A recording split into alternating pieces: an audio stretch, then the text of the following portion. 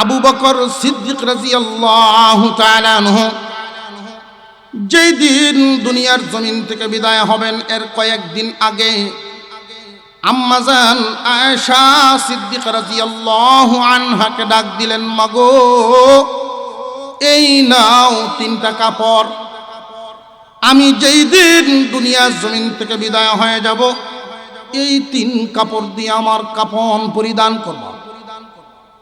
ও আব্বা, এই যে 3টা কাপড় দিলেন এর মধ্যে দেখি 2টাই পুরাতন, একটা মাত্র নতুন। আমাদেরকে আল্লাহ ক্ষমতা দিয়েছেন 3টাই নতুন কাপড় দেওয়ার মতো। আবু বকর সিদ্দিক রাদিয়াল্লাহু তাআলা আনহু বলেন, ও মা, আমি তো শুধু তোমার আব্বা না, আল্লাহর পয়গম্বরের ইন্তেকালের পরে খেলাফতের দায়িত্ব আমার কাঁধে। আমি খলিফাতুল মুসলিমিন 2 বছর 4 মাস 13 দিন পর্যন্ত খেলাফতের দায়িত্ব পালন করলাম।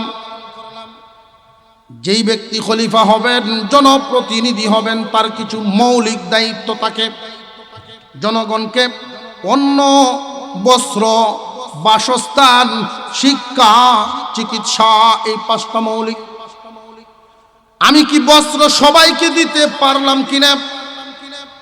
আমি চেষ্টা করেছি সবাইকেই পরিধান করানোর জন্য, কিন্তু এরপরেও অনেক মানুষ বাকি আছে। কিয়ামতের দিন আল্লাহ যদি আমাকে জিজ্ঞাসা করেন, আবু বকর তুমি কি তোমার দায়িত্ব পালন করেছিলা? আমি যেন উত্তর দিতে পারি, মা,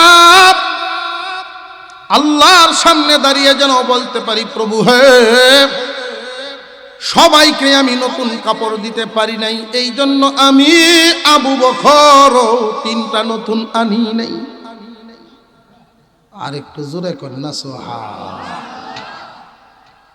আবু বকর ডাক দিয়েছেন হযরত ওমর ফারুক রাদিয়াল্লাহু তাআলা আনহুকে, হযরত আলী রাদিয়াল্লাহু তাআলা আনহুকে, উসমান রাদিয়াল্লাহু তাআলা আনহুকে। 3 জন হাজির। সাইয়্যিদিনা আবু বকর সিদ্দিক রাদিয়াল্লাহু তাআলা আনহু বলেন, আমি যেই দিন দুনিয়া থেকে বিদায় হয়ে যাব আল্লাহর পয়গম্বরের রওজার পাশে দাঁড়াইবা, রওজা মুবারকে সালাম দিয়া জিগাইবা, ওগো আল্লাহর পয়গম্বর, আপনার দুনিয়ার সাথী বিদায় হয়ে গেছে, আপনার পাশে কি কবর দিব নাকি জান্নাতুল বাকিতে দিয়ে দিব? আল্লাহর পয়গম্বর যদি রওজা থেকে উত্তর দেন তাহলে আমাকে পাশে শুয়াইবা, আর যদি তোমরা উত্তর না পাও জান্নাতুল বাকিতে আমার কবরে শুয়াইয়া দিবা। হযরত ওমর ফারুক রাদিয়াল্লাহু আনহু উসমান গনি রাদিয়াল্লাহু তাআলা আনহুকে সাথে নিলেন। রওজা পাকের কাছে দাঁড়িয়ে হযরত ওমর হাউমাউ করে কেঁদে দিছে, ওগো আল্লাহর পয়গম্বর, আপনার দুনিয়ার সাথী তো আজকে আমাদেরকে ছেড়ে চলে গেল, আপনার পাশেই কি শুয়াবো নাকি জান্নাতুল বাকিতে রেখে দিব? রওজা থেকে আওয়াজ এসে গেছে, ওমর, উসমান, আমার সাথীকে আমার পাশেই জলদি শোয়া দাও। হুজুর আকরাম সাল্লাল্লাহু আলাইহি ওয়াসাল্লাম আল আমিন লকব পেয়েছেন মক্কাবাসীর নেতৃস্থানীয় লোকদের কাছ থেকে। আবু জেহেল আপন চাচা, কাছের মানুষ, পাশের ঘর, গোষ্ঠীর খুব কাছের চাচা, বাপের আপন চাচাতো ভাই। এই আবু জেহেলে গর্ব করত, মুহাম্মদ আমার বাতিজা, বুক তাবা দিয়া কইতো মুহাম্মদ আমার বাতিজা। যেই দিন থেকে কোরআনুল কারীম নাজিল হয় ওই দিন থেকে কাছের দূরের আপনজন শত্রু হয়। মূলত কি ঘুরে ফিরে চিন্তা করে জবাব দিবেন, শত্রু কি মুহাম্মাদের না কোরআনের? ব্যক্তি মুহাম্মাদের কোনো শত্রু নাই। যেই দিন থেকে কোরআনের দায়িত্ব কাঁধে নিলেন, ওই দিন থেকে শত্রু দল তৈরি হইল। যেই দিন থেকে কোরআনুল কারীম নাজিল হয়, একদল কোরআনের বিপক্ষে যায়, একদল পক্ষে। আবু বকর সিদ্দিক রাদিয়াল্লাহু তাআলা আনহু মক্কার বাজারের বড় একজন ব্যবসায়ী, ওনার আব্বাও ছিলেন ব্যবসায়ী। দিতে দিতে সব দিয়ে দিলেন। মক্কার বাজারের অন্যান্য ব্যবসায়ীরা আবু বকরকে ডেকে বলে, আবু বকর, তুমি মুহাম্মাদের পিছ ধরিয়া ক্ষতিগ্রস্ত হইছ, আর আমরা তার দিন না লইয়া লাভবান। দেখো আমার দোকান আগের চাইতে বড় হইছে, আমার দোকান আগের চাইতে মাল বেশি উঠছে, আর তোমার তো মালও নাই, শেষ পর্যন্ত দোকান বিঠাও নাই। তুমি ক্ষতিগ্রস্ত আর আমরা লাভবান। নবীজি সাল্লাল্লাহু আলাইহি ওয়াসাল্লামের দরবারে আবু বকর সিদ্দিক রাদিয়াল্লাহু তাআলা আনহু এই প্রশ্নটা করেই বসলেন, নবীজি গো, ওরা আমারে ক্ষতিগ্রস্ত কয়, আমি ইসলাম কাঁধে নিয়ে মানুষকে সাহায্য করিয়া ক্ষতিগ্রস্ত হয়ে গেছি, নাকি তারা নাকি সফল আর আমি নাকি বিফল? আপনি যদি বলেন কে সফল কে বিফল, ওইটা হইল সঠিক হবে। ওগো আল্লাহর পয়গম্বর, আমি কি সত্যি ক্ষতিগ্রস্ত নাকি লাভবান, আপনি আমারে বলেন। হুজুর আকরাম সাল্লাল্লাহু আলাইহি ওয়াসাল্লাম জবান মুবারকের মধ্যে আনতেছেন কথাটা, উত্তর দিবেন এমনি শোনা যায়। জিবরাইল আলাইহিস সালাম আগমনের আওয়াজ। জিবরাইল যখন জমিনে আগমন করতেন, আলামত ছিল। এর মধ্যে একটা আলামত ছিল ঘন্টির আওয়াজের মতো বাস্তব। ক্লাস ছুটি হইলে ঘন্টির আওয়াজ হয় না, এইরকম একটা আওয়াজ কানে শোনা যেত। হুজুর আকরাম সাল্লাল্লাহু আলাইহি ওয়াসাল্লাম বলেন, আবু বকর, এই মুহূর্তে জিবরাইলের আগমন, মনে হয় আল্লাহর পক্ষ থেকে কোনো ফয়সালা আইছে। তোমার প্রশ্নের জবাব আল্লাহর পক্ষ থেকে হয়তো নাজিল হয়ে গেছে, অপেক্ষা করো। শুধু আবু বকর না, উপস্থিত সব আগ্রহ নিয়ে অপেক্ষায় তাকায় আছেন, কে ক্ষতিগ্রস্ত কে লাভবান, এটা শোনার জন্য। আবু বকর সিদ্দিক রাদিয়াল্লাহু তাআলা আনহু মালপত্র হারাইলেন, মাল সম্পদ গেল, ইসলামের পিছনে যে ডাললেন, উনি কি লাভবান না ক্ষতিগ্রস্ত? আল্লাহর পক্ষ থেকে সূরা নাজিল হয়ে গেল, সূরাতুল আসর। আল্লাহ তাআলা কসম কে বলেন, ওয়াল আসর, আসরের কসম। আসর বলতে এখানে কি বুঝাইলেন? আসর বলতে যুগ, সময় বুঝাইছেন। সময় কতটুকুন সময়? আদম আলাইহিস সালাম থেকে নিয়া কিয়ামত পর্যন্ত পুরাটাই একটা সময়। আল্লাহ পাক কসম কে ফেললেন, ওয়াল আসর। কসমকে যেই কথা বলা হয়, এই কথা ওজনদার হয়। কসমকে যেই কথা বলা হয়, কথাটা স্বাভাবিক না ওজনী? আমরাও তো কসম খাই কথার ওজন বাড়ানোর জন্য, খাইনি না খাই না? তবে আমরার কসম খাওয়ার সিস্টেম জায়েজে না জায়েজে মিলাই, জান্নে না জান্নে করি, মন মতো করি। এই জন্য আমরার কসম খাওয়ার সিস্টেম হইল এক একজনের এক এক রকম। কেউ কয় মরা মাটির উপরে কারো কসম খাইছি, মাটি আবার মূল্য কোন দিন। কেউ কয় আমার হুর উত্তার কসম, কেউ কোরআনের কসম খায়, কেউ কয় সুদের টেকা লইয়া খাজ্জা লাগিয়ে কয় ল যাইগো মসজিদ। এমন খাওয়াইয়াও আছে না? কসম খাওয়ার ধরন বুঝবেন। আমরা সব সৃষ্টি, আল্লাহ মহান স্রষ্টা।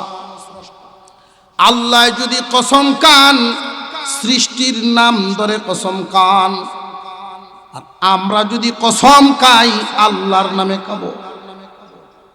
তবে আল্লাহর নামে যদি কোনো ইমানদার মিথ্যা কসম খায়, ইমান চলে যায়। সাবধান, আল্লাহর নামে কসম যদি কেউ কোনো বিষয় নিয়ে খেয়ে ফেলে, সাথে সাথে বিশ্বাস করে ফেলবেন, মিথ্যা বলুক আর সত্য বলুক, এটা হ্যাঁ বুঝবো। আল্লাহর নামে কসম খাইছে, ইমানদার মেনে নিবেন, বিশ্বাস করে নিবেন, কারণ নামটা বলছেন কার? আল্লাহর নামের কসম আপনি বিশ্বাস করে নিবেন। সে যদি সত্য বলে তো আলহামদুলিল্লাহ, সেও বেঁচে গেল।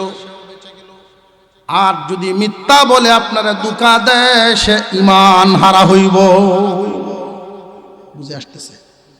স্রষ্টায় কসম খাইবে সৃষ্টির, সৃষ্টি কসম খাইব কার? মনে থাকবো নি? আর হুরুত তরকাইতেন তো না জানার কারণে অনেক মানুষ ব্যবসায়ী, ভাই শাড়ির দাম কত?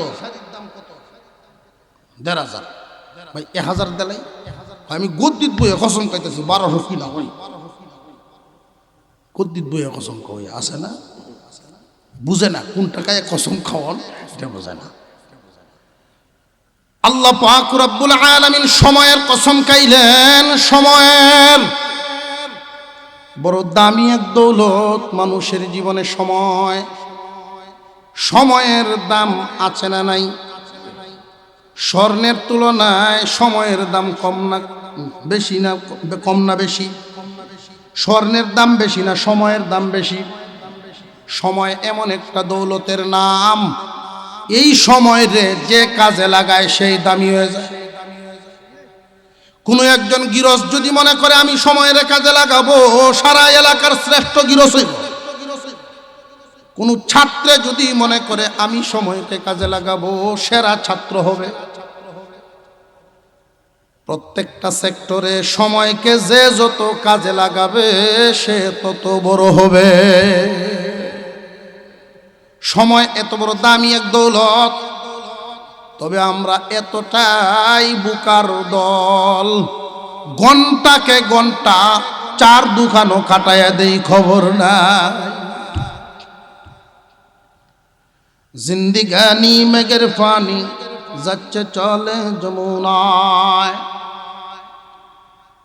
জিন্দিগি কাজে লাগাও আর না লাগাও, বরফের মতো টপ টপ করে শেষ হয়েই যাবে। প্রতিটা মুহূর্তে মুহূর্তে আমাদের কদমগুলো কবরের দিকে যায়। এমন কোনো দিন নেই কবর আমাকে ডাকে না। কবর ডেকে ডেকে বলে, সাবধান, এই দিকে যে আসতেছ আমি কিন্তু অন্ধকার ঘর, পোকামাকড়ের একটা ঘর। কত জায়গায় বের হও, কত জায়গার থেকে ফিরে আবার ঘরে আসো, কিন্তু সত্যি যেদিন আমার কাছে চলে আসবে আর কখনো ফিরে যেতে পারবা না। কবরের জগৎটা এমনই একটা জগৎ, আলমে বারজাখ। বারজাখুন শব্দের অর্থ হলো আড়াল, পর্দা, ডাকনা। দুনিয়ার জমিন থেকে বিদায়, হাসরের মাঠে উঠা।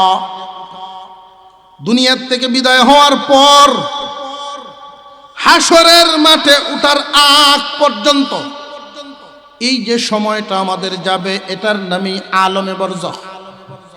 বাবার সাথে সন্তানের সাক্ষাৎ নাই, সন্তানের সাথে মার দেখা নাই। এই যে হায়াতটা যাবে, এই সময়টা কেউ কারোর সাথে কোনো সাক্ষাৎ নাই। জানিয়া রাখবেন, হয়তো জাহান্নাম আর নইলে জান্নাত। বুঝে শুনে দুনিয়ার ঘর যত যত্ন করো, থাকবা কতদিন, আর কবরের ঘরটাকে যত্ন বেশি করো সেদিন। ঠিক না? ঠিক। কবরের আযাব যত কারণে বেশি হবে, এর মধ্যে একটা হলো পেশাবের মধ্যে অসতর্ক হওয়ার কারণে। পেশাব করে পাক পবিত্র হয় না। পেশাব কোন দিকে যাইতেছে, কিভাবে ভরতেছে, কাপড়ও ভরতেছে না শৈল্য ভরতেছে, অসতর্ক। এমন পাবলিক আছে না নাই? আসের আওয়াজে বোঝা যায় কম। যারা দেওয়া ভাটি আছে না, একটা কুকুর নিকৃষ্ট কেন জানেন? তিনটা দোষ এরকম আছে তার, এই দোষের কারণে অন্য প্রাণীর চাইতে সে নিকৃষ্ট। এর মধ্যে একটা হইল এই পেশাবে গন্ডগোল। যে কুলুক লয় না, যে না না হ্যাঁ কুলুক কিতা লইত, সে নাপাক থাকতে পছন্দ করে। পেশাব করলে শক্ত জায়গার দিকে করবো। কুকুরের পেশাব যতক্ষণ সিটা ফাটা শৈল্য না আইব তৃপ্তি মিটে না।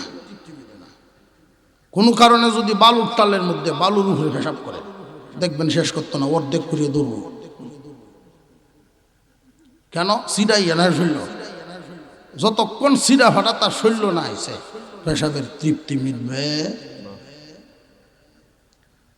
তুমি মানুষ, আশরাফুল মাখলুকাত, তুমিও যদি নাপাক থাকো, দাওয়াত দেন, ভাই আসেন নামাজটা বলে, হুজুর আরেকবার বালা না।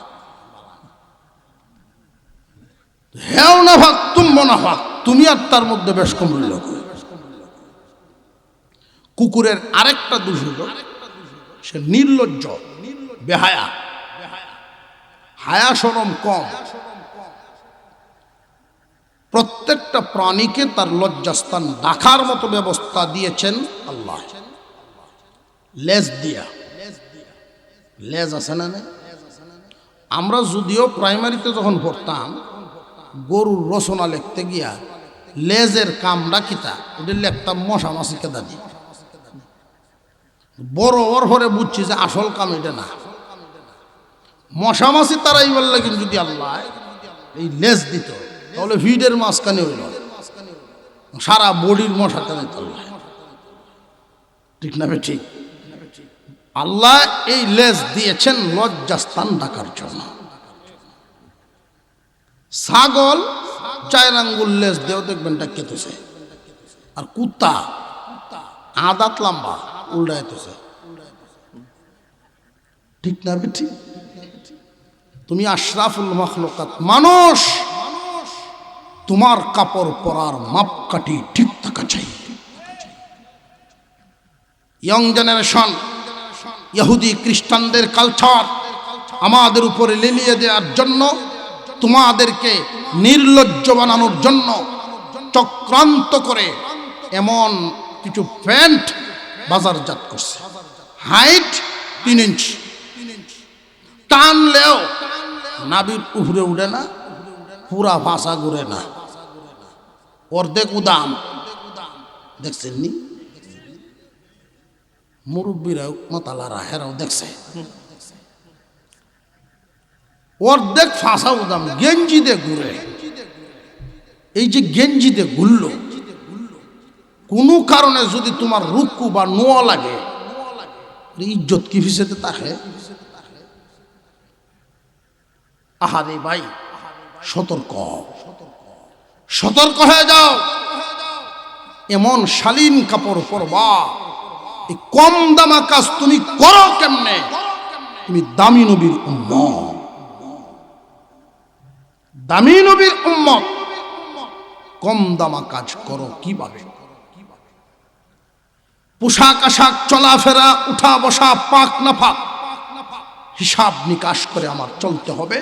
আমার আদর্শ হবে নবী মুহাম্মদুর রাসূলুল্লাহ সাল্লাল্লাহু আলাইহি ওয়াসাল্লামের আদর্শ।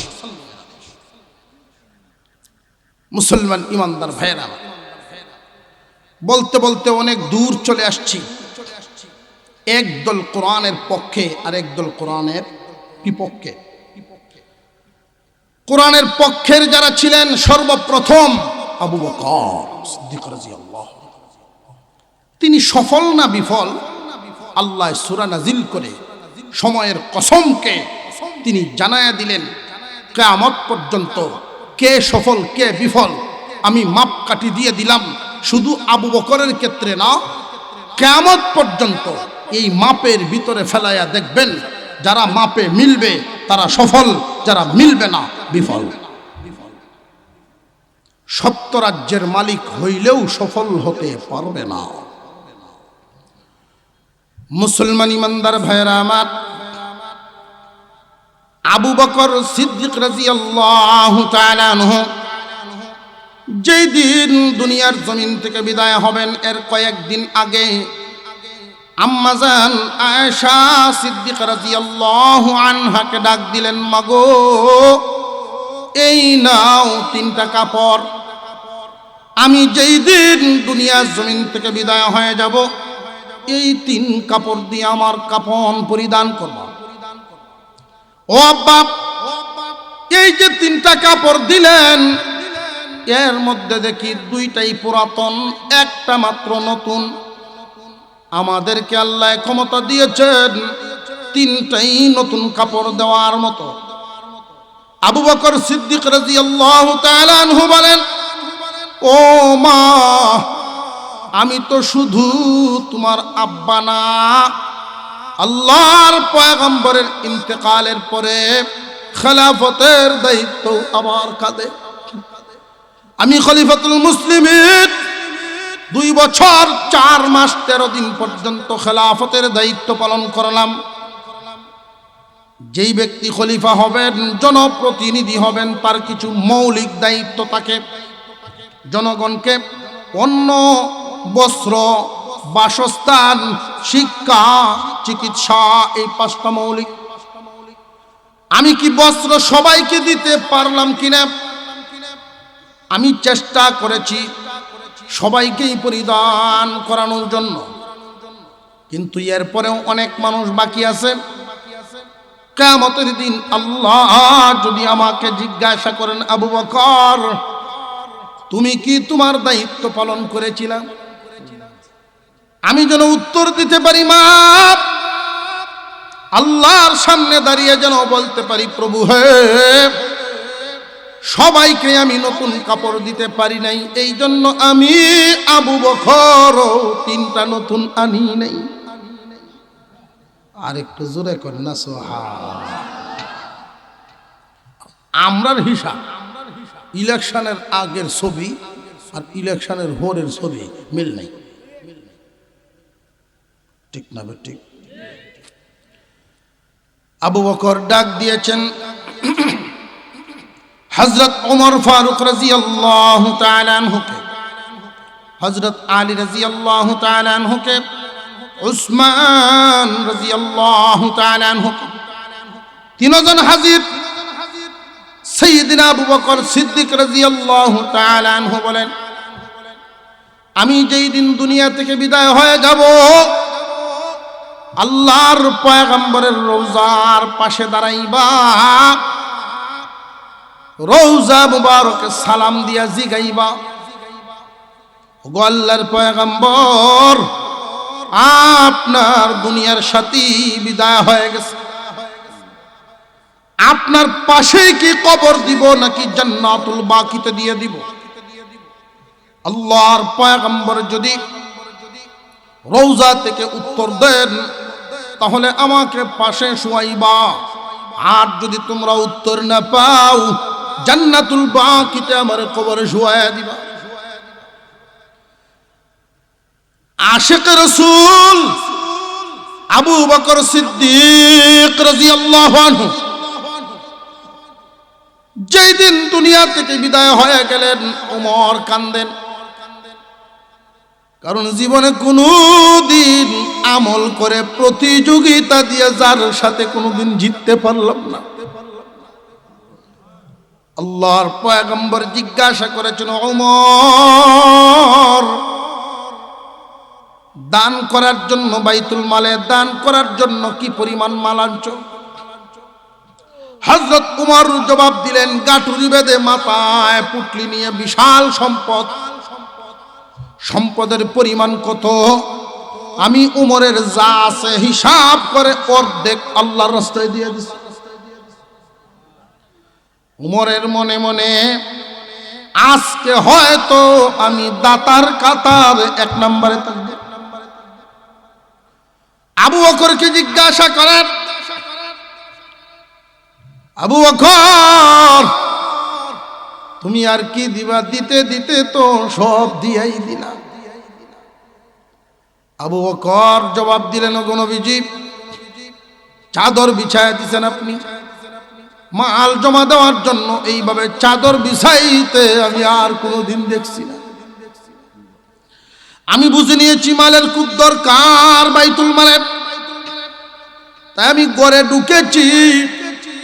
আমার ঘরের যা ছিল সব গাঁটুরি বেঁধে আল্লাহ এবং রসুলকে শুধু ঘরে রাখলাম, সব আমি আল্লাহর রাস্তায় দিয়ে দিলাম।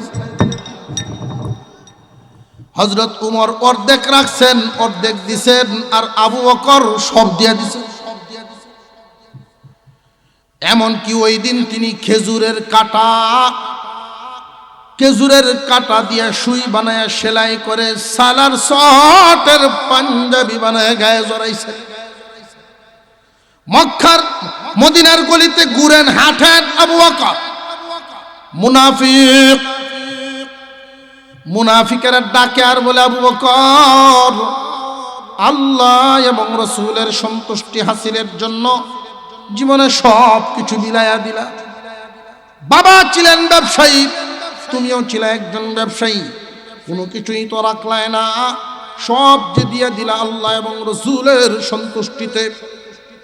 আবু বকর জবাব দিয়েছিলেন, দুনিয়ার মানুষ কান পেতে শুনো, দুনিয়ার বাজারের ব্যবসা, টাকা পয়সা, ধন দৌলত, কাপড় চোপড়, স্থাবর সব দিয়াও যদি আল্লাহ এবং রসুলের সন্তুষ্টি হাসিল করতে পারি রে, তাহলে জেনে রাখবা বড় কম দামা বস্তু দিয়া বেশি দামা জিনিস পাইলা। তাদের বুঝ কি ছিল? তাদের বুঝ কি ছিল? আল্লাহু আকবার, আল্লাহ। তাদের কলবের হালত কি ছিল? হযরত ওমর ফারুক রাদিয়াল্লাহু আনহু উসমান গনি রাদিয়াল্লাহু তাআলা আনহুকে সাথে নিলেন। রওজা পাকের কাছে দাঁড়িয়ে হযরত ওমর হাউমাউ করে কেঁদে দিছে, ওগো আল্লাহর পয়গম্বর, আপনার দুনিয়ার সাথী তো আজকে আমাদেরকে ছেড়ে চলে গেল, আপনার পাশেই কি শুয়াবো নাকি জান্নাতুল বাকিতে রেখে দিব?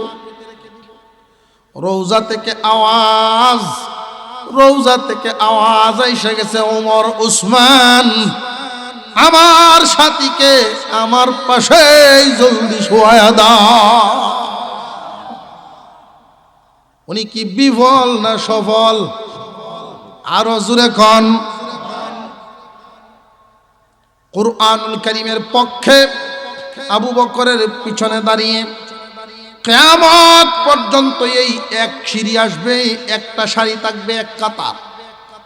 কুরআনের বিপক্ষে যারা দাঁড়িয়েছে, আবু জেহেল, আবু লাহাব, উতবা, সাইবার দল, এদের সাথে থাকবে আরেক কাতার, তারাও কিয়ামত পর্যন্ত। কোরআনের পক্ষের যেমন দল ছিল, বিপক্ষেরও দল ছিল। এখনো কোরআনের পক্ষের দল আছে, বিপক্ষেরও আছে না নাই?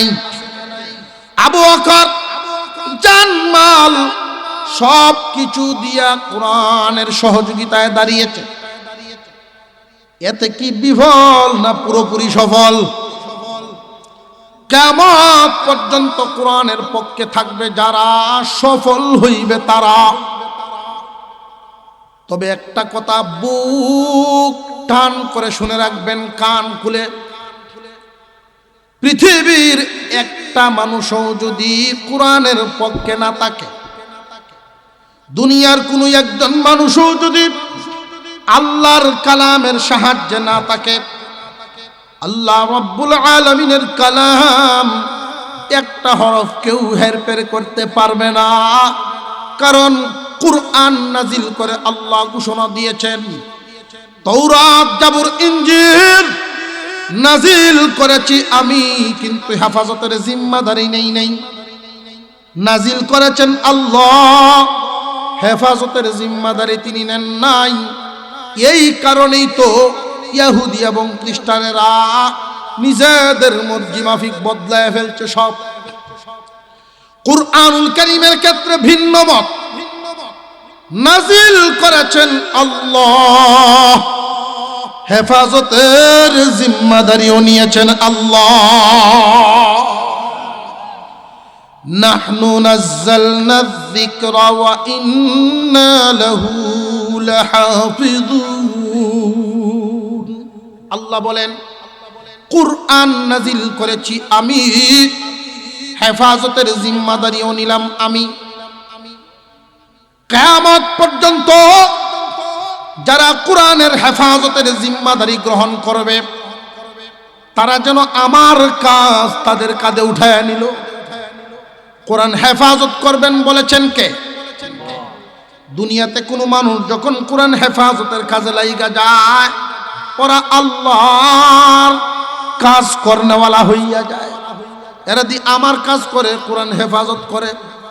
হাসরের মাঠ যেই দিন কায়েম হবে, হাসরের ময়দান যেদিন কায়েম হবে, আল্লাহ পাক রব্বুল আলামিন ডাক দিবেন, আল্লাহ ডাক দিবেন আমার কালাম,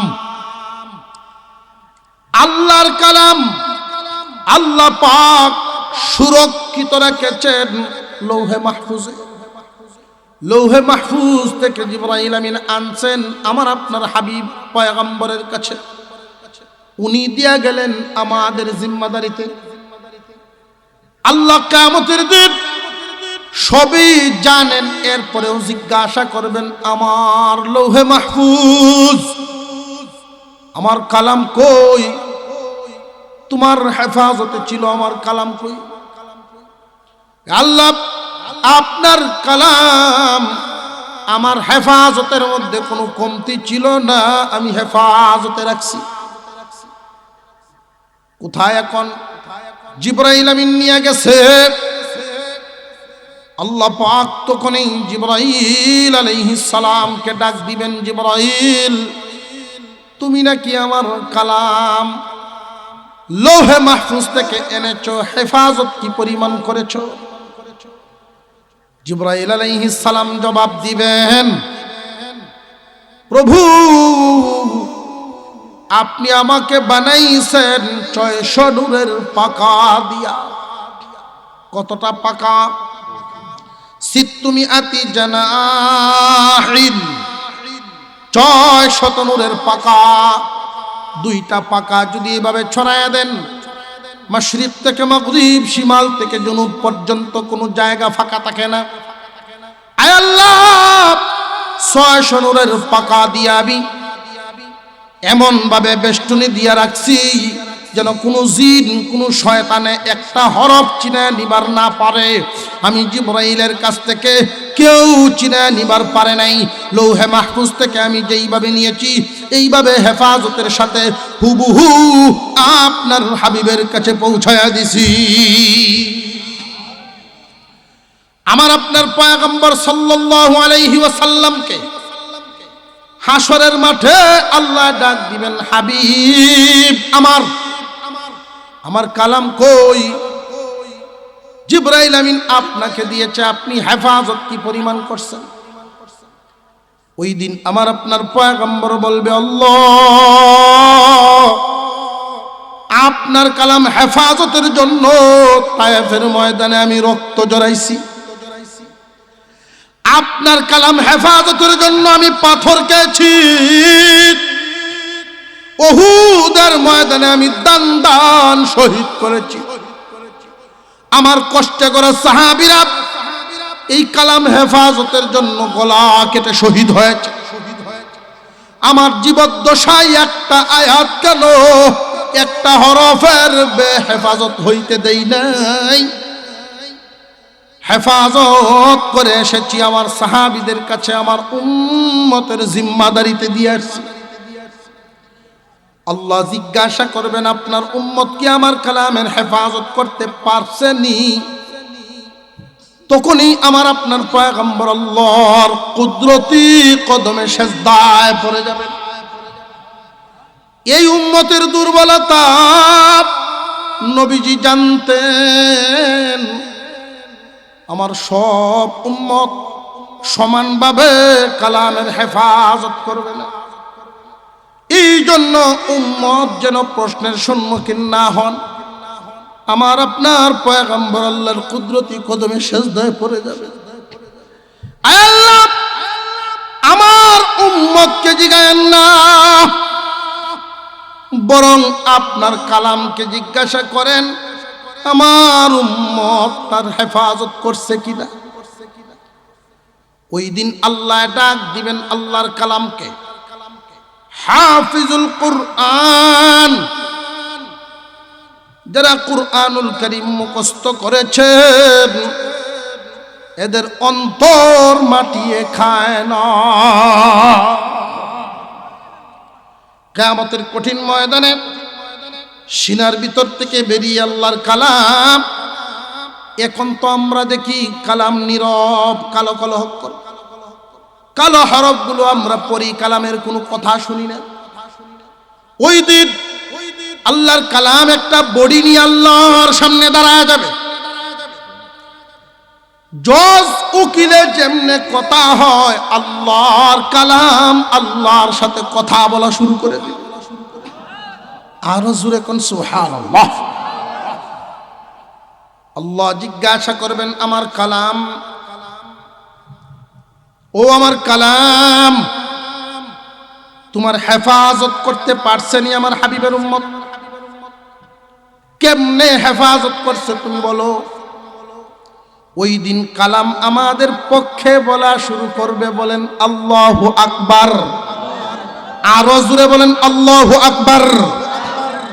আল্লাহ পাক রব্বুল আলামিনের কালাম বলতে থাকবে আল্লাহ, একদল মানুষ আমাকে হেফাজত করার জন্য মুখস্থ করে ফেলছে।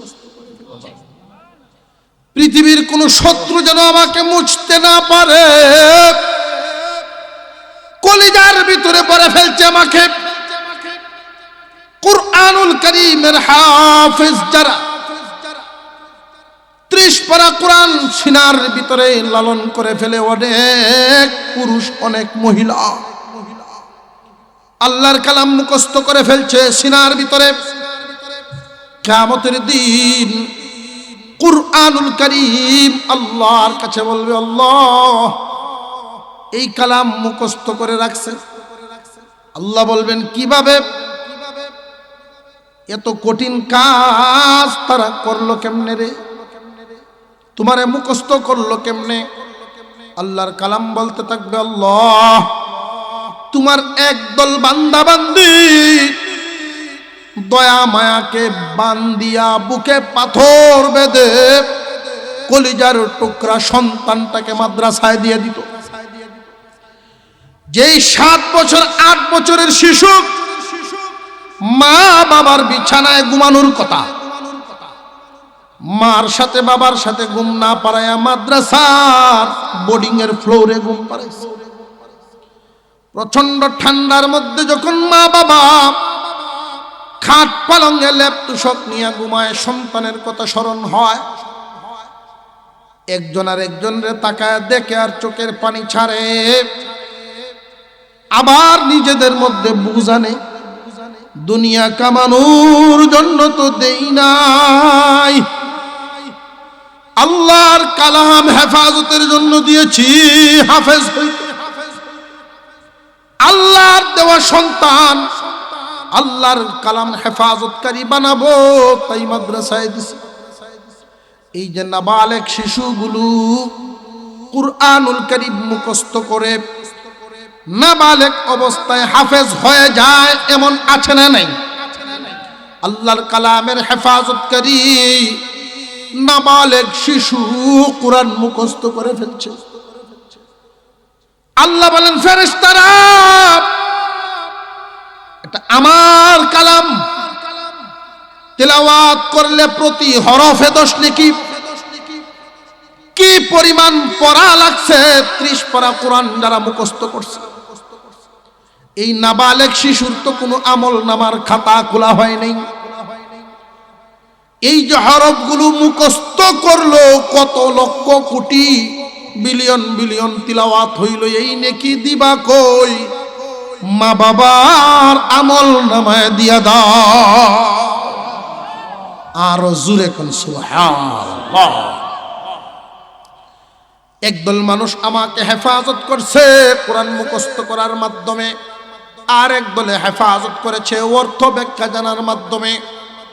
আলেম হইয়া আল্লাহ হাসরের মাঠে ঘোষণা দিয়ে দিবেন, ফেরেশতারা হাসরের মাঠে তালাশ করো, হাফেজ আলেমের মা বাপ কই আছে খুঁজে বের করো, তাদেরকে এনে এনে জমা করো, মাথায় নূরের টুপি পরায়া দাও। মা বাবার আমল নামায় এক তো নেকি জমা হবে, আর এক তো তাদেরকে দেওয়া হবে নূরের টুপি মর্যাদা। হাসরবাসীরা দেখবে সূর্যের আলোর নে আলোকিত টুপি মর্যাদাবান। এরা কারা গো? এরা কারা? সলিমুদ্দি কলিমুদ্দি দুনিয়াত কোনো মূল্য দিছি না, সিরা পাঞ্জাবি বিনতো। আজকে দেখা যায় নূরের টুপি পরিধান করে দাঁড়াইছে যে হ্যাঁ আমি ধন সম্পদওয়ালা হইলে কি লাভ?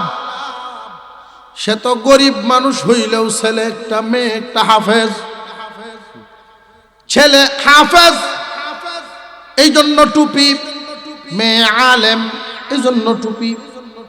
অনেক মানুষকে আল্লাহ শুধু মেয়ে দিয়েছেন, ছেলে দেন নাই, নিরাশ হওয়ার কারণ নাই। মেয়েরাও যদি আলেম হয় মর্যাদার কোনো তো কমতি নাই, মর্যাদার কোনো কমতি, বরং মেয়েদেরকে দিন শিক্ষা দেওয়া অত্যন্ত জরুরি। কোন পরিবারে যদি মেয়েটা দিনদার হয়, পুরা পরিবারই দিনদার হয়ে যায়। মহিলা দিনদার হইলে পুরুষরা দিনের উপরে চলা সহজ হয়ে যায়। আল্লাহ কবুল করুক মাদ্রাসা, বলুন আমিন। এইভাবে বলতে বলতে বলতে বলতে আল্লাহর কালাম বলতে থাকবে, আল্লাহ আমাকে হেফাজত করার জন্য তোমার বান্দা নিজের জমিন করে নাই, বাড়ি করে নাই, বাগান করে নাই, এতটুকুন জায়গা ছিল এটা আল্লাহ রাস্তায় দিয়ে দিছে। আমাকে হেফাজত করার ঘর বানাইবার জন্য জায়গা যারা দিল, নিজের কষ্টে উপার্জন করা পয়সা যারা দান করে দিল, পরিবার পরিজন রেখে বুকে পাথর বেঁধে উপার্জনের জন্য যারা বহির্বিশ্বে বিভিন্ন দেশে পড়ে আছে, তাদের ইনকাম করা পয়সা থেকে যারা এখানে শামিল হইল, আল্লাহ আমাকে হেফাজত করেছে। এক দলে পড়াইয়া, আরেক দলে পড়িয়া, আরেক দলে পড়ানোর ব্যবস্থা করিয়া, এক দলে পড়াইয়া, আরেক দলে পড়িয়া, আরেক দল পড়ানোর ব্যবস্থা দেয় করিয়া। আল্লাহ আমাকে যারা যে কোনো ভাবে হেফাজতের কাজ করেছেন, আল্লাহ তাদের কাজকে তুমি মাফ করো। সুবহানাল্লাহ। মাঠে কি ভয়াবহ হালত! আল্লাহর কালাম সুপারিশ করবে, আল্লাহ এদেরকে মাফ করে দাও। আল্লাহ বলবেন এদের এই আমল নামায় এত গুনাহ, অমুকের আমল নামায় এত গুনাহ, অমুকের এত গুনাহ, অমুকের এত গুনাহ। জিয়াপুরবাসীর মধ্যে সবাই কি নেককার না আমরার গুনাহ আছে? আল্লাহ বলবেন এদের আমল নামায় দেখ কি পরিমাণ গুনাহ। আল্লাহর কালাম বলবে আল্লাহ গুনাহ আছে বিদায় তো আমার সুপারিশ, গুনাহ যদি না থাকতো সুপারিশও লাগতো না, মাফ করে দাও। আল্লাহ বলবেন কেমনে মাফ করি, এত এত গুনাহ। শেষ পর্যন্ত আল্লাহর কালাম বলবেন তুমি যদি আমাকে মাফ না করো, আমার কথা রক্ষা না করো, এই মানুষগুলোর গুনাহ মাফ না করে যদি জান্নাত না দাও, আমি যে তোমার কালাম এটা অস্বীকার করো। আল্লাহু আকবার করো, আরো জোরে বলেন আল্লাহু আকবার। আল্লাহ রব্বুল আলামিন বলবেন তুমি আমার কালাম অস্বীকার তো হবে না। আল্লাহর কালামের সুপারিশ ওই দিন মঞ্জুর হবে।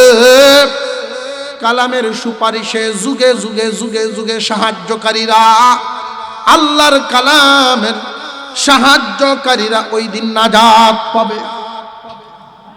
কিয়ামতের কঠিন ময়দানে নাজাত পাওয়ার জন্য আল্লাহর পয়গম্বর সফলতার রাস্তা দেখাইছেন। 1 নাম্বার, কুন আলিমান, নিজে আলেম হও, নাজাত পেয়ে যাইবা।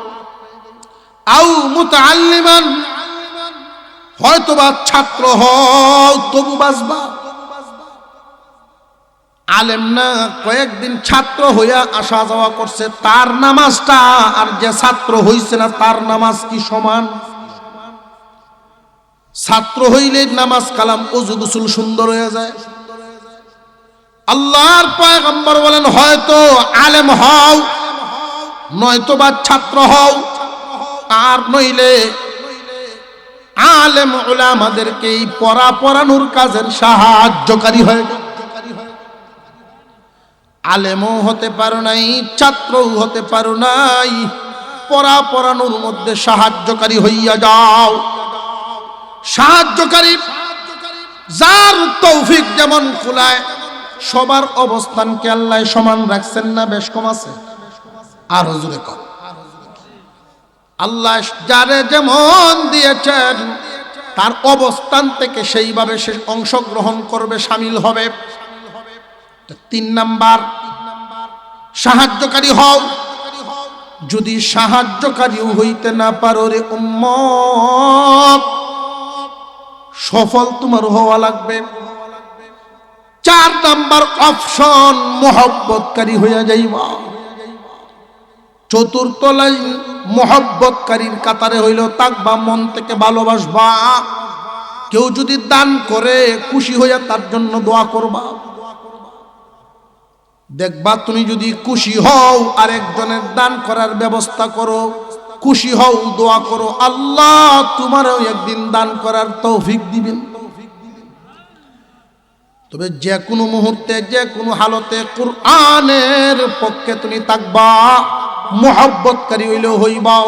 যেইখানে কোরআন পড়ায়, যারা পড়ে, পড়ানোর সাহায্য করে, যে কোনো ভাবে এদের সাথে তুমি মহব্বত লাগায়া রাখবা। 4 নাম্বার পর্যন্ত থাকবা। সাবধান, ওয়ালা তাকুন খামিসান, 5 নাম্বারে যাইও না, ফাতুহলিক, ধ্বংস হয়ে যাইবা। নিজে আলেম হও, নয়তোবা ছাত্র হও, নইলে সাহায্যকারী হও, নইলে মহব্বতকারী হও। 4টার কোনো একটাই থাকবা, নইলে ধ্বংস হইয়া যাইবা। আল্লাহ পাক কিয়ামত পর্যন্ত কোনো একটার মধ্যে যেন আমরা লাগায়া দেন, বলুন আমিন। যাদেরকে আল্লাহ তৌফিক দিয়েছেন, যাদেরকে সুযোগ করে দিয়েছেন, কোনো একটা গ্রামে মাদ্রাসা যদি হয়,